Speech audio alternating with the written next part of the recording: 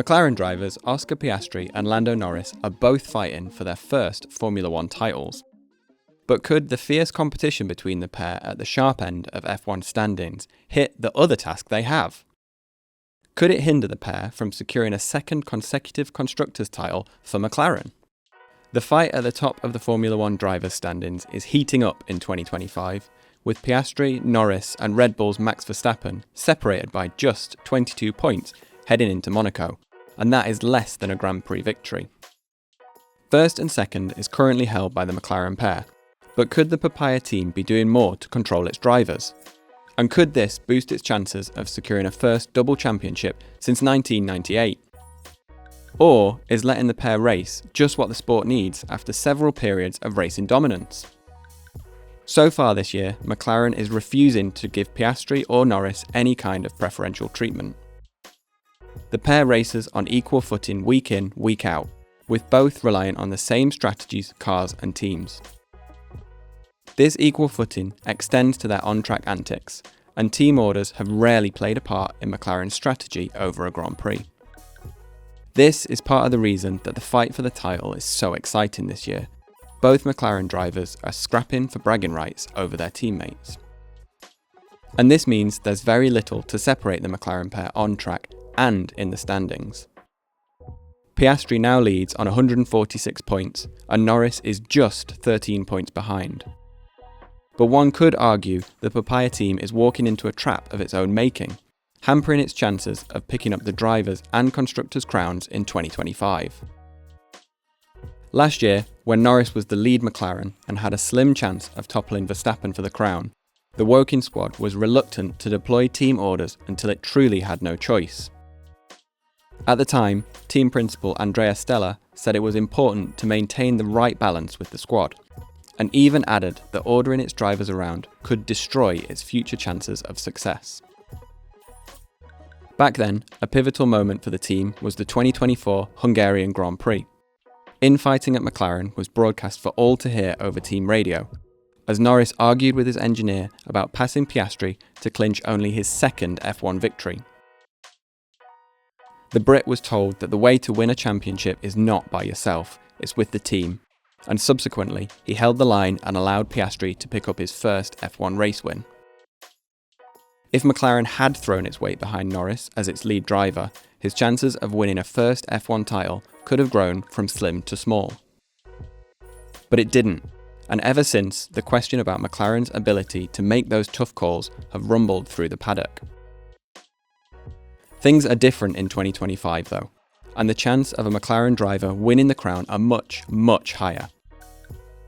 This means that the team has a genuine possibility of clinching both drivers' and constructors' titles after making a massive step up compared with last year.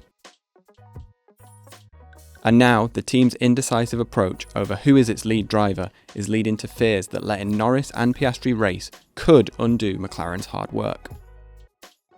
At the 2025 Emilia Romagna Grand Prix, for example, the fight between McLaren's drivers was clear to see when third-place Norris lined up behind Piastri in second for the late safety car restart.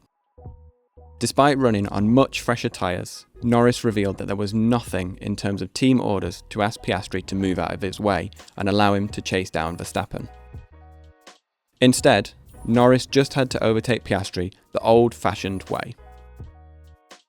In fact, Piastri himself admitted that he wasn't going to give up without a fight, despite saying that he felt it was inevitable that Norris would overtake him while racing on much fresher, hard Pirelli tyres.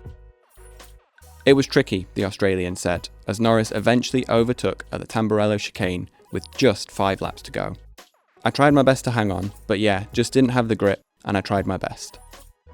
So far, the fighting on track hasn't ended in disaster. The pair hasn't come together in spectacular style like Mercedes rivals Nico Rosberg and Lewis Hamilton did at the 2016 Spanish Grand Prix. There hasn't even been a small on-track tussle like we saw in the dimming light of Fernando Alonso and Esteban Ocon's pairing at Alpine. And Red Bull boss Christian Horner has given his thoughts on his main rivals after Imola, saying, "You've got two drivers that are fighting for a world championship. At some point, self-interest will always outweigh team interest. That's the conflict." It was commendable that they were allowed to race, but you could see it got pretty close.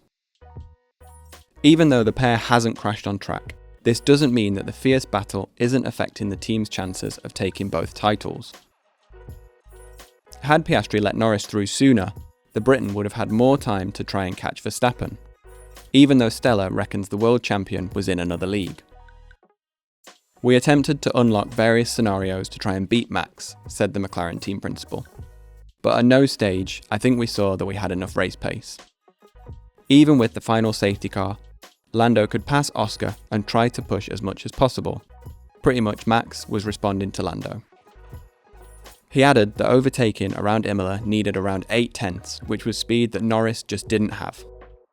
As such, he says the result was decided on lap 1, which was the crucial moment that Verstappen overtook Piastri for the lead of the race in Emilia. But as Norris then failed to pass Verstappen, should McLaren have told him to give second place back to his teammate? After all, Piastri is leading the standings and is, in some eyes, the favourite to win this year's crown. It's a tactic we've seen play out at Mercedes in the past, when it would swap its drivers to try and make a move, but change them back if they weren't able to make it stick. If this had been McLaren's plan, and the team had thrown its weight behind one driver, the team would keep its lead in the Constructors' standings, but one driver would have a clearer lead at the top of the drivers. Currently, Norris and Piastri are sat on 133 and 146 points respectively. However, if McLaren had ordered a change in result at each race so that a lead driver finished ahead, the difference in their tallies would be greater. As Verstappen continues cutting his gap to the pair, McLaren may have to make that call to ensure ultimate victory for one of its drivers.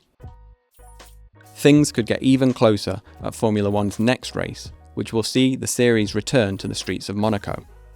There, the stakes will be even higher, as both drivers will be chasing a first prestigious win in the Principality.